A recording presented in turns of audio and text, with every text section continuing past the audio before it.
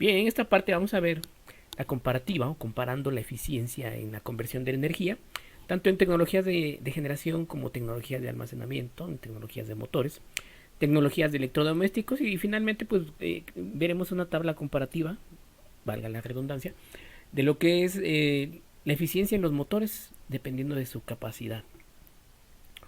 La eficiencia en términos energéticos pues resulta del cociente entre la potencia de salida dividido en la potencia de entrada, ¿no? Normalmente es un cociente por debajo de 1, ¿no? Normalmente los sistemas de conversión de la energía pues tienen eficiencias del orden del 80-90% si son muy eficientes, 50-40% si son poco eficientes, ¿no? Esta es una relación, ¿no? Precisamente adimensional. Visión general, bueno, la eficiencia de conversión de energía depende de la utilidad en la salida, ¿no? Todo o parte del calor producido por la quema de un combustible puede convertirse en calor residual. En algunas ocasiones es rechazado, es incluso necesario enfriar el motor conversor de energía, ¿no? Por medios externos. En esos casos, el calor pues no se aprovecha, inclusive es indeseable. Y en algunos casos, pues sí, aparte de estar haciendo combustión para generar movimiento mecánico, también se aprovecha el calor precisamente para hacer otras actividades y eso hace más eficiente las máquinas, ¿no?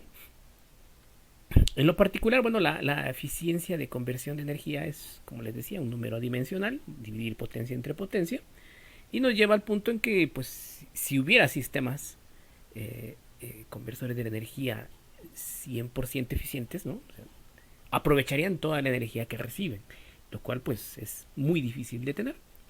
La diversidad en cuanto a eficiencias, pues tenemos una eficiencia eléctrica, potencia útil de salida por potencia eléctrica consumida, ¿no?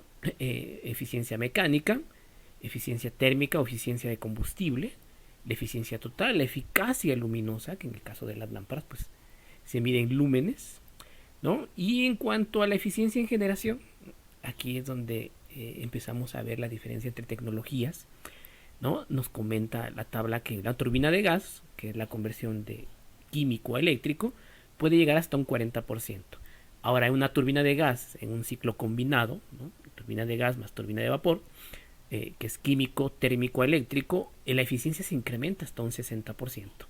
Una turbina de agua, ¿no? De las más antiguas, inclusive, la turbina Francis, Kaplan, Pelton, reciben, digamos, potencia gravitacional por la altitud en donde están los embalses y llegan a convertirse a energía eléctrica. La conversión normalmente anda sobre el 90%.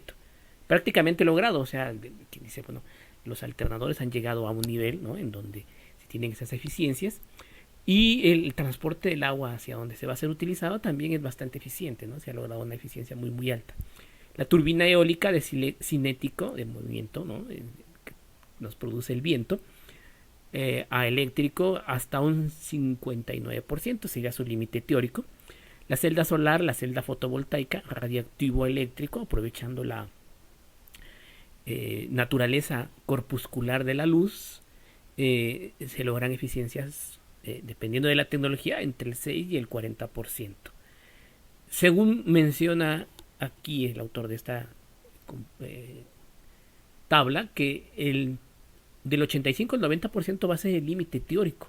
Sin embargo, actualmente andamos sobre el 15-20%, ¿no?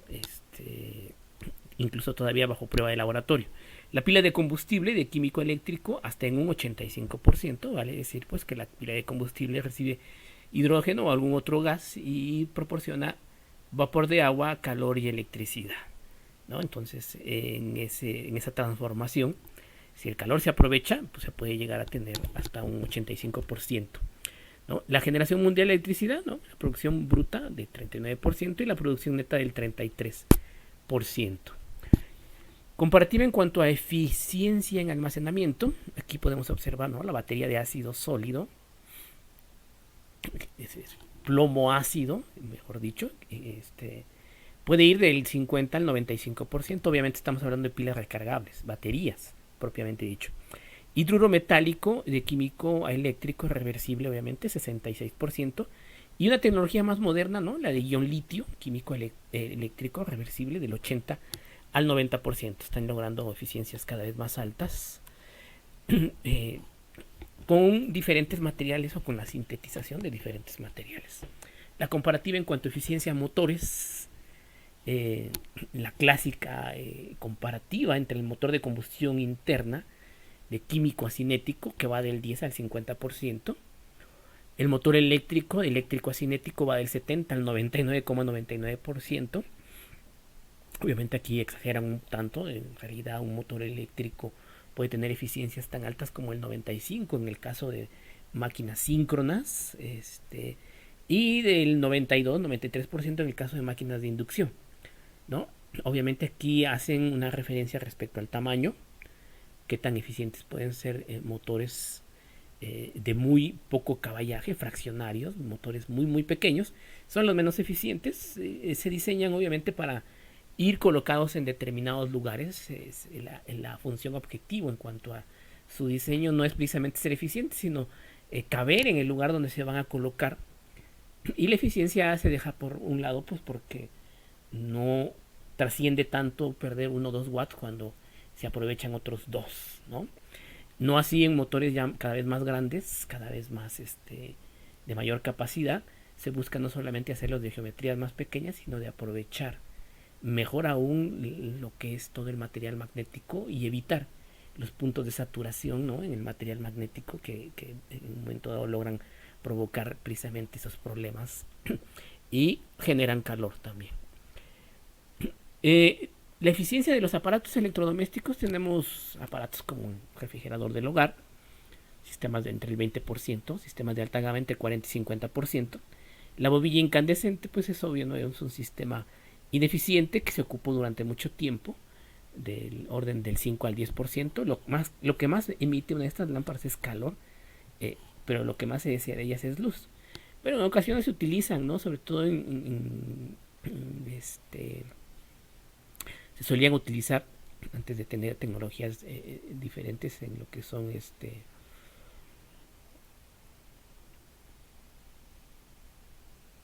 lugares donde a la par que se necesita luz, también se necesita más calor, ¿no?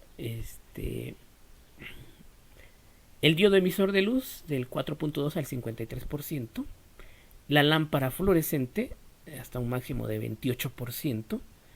Obviamente en ese aspecto pues triplicaba, ¿no?, la eficiencia de la lámpara incandescente. Pero ahora tenemos el diodo emisor de luz, pues que es más eficiente todavía, ¿no?, que la lámpara fluorescente. Podemos decir que convivimos con 3 tecnologías de iluminación, ¿no?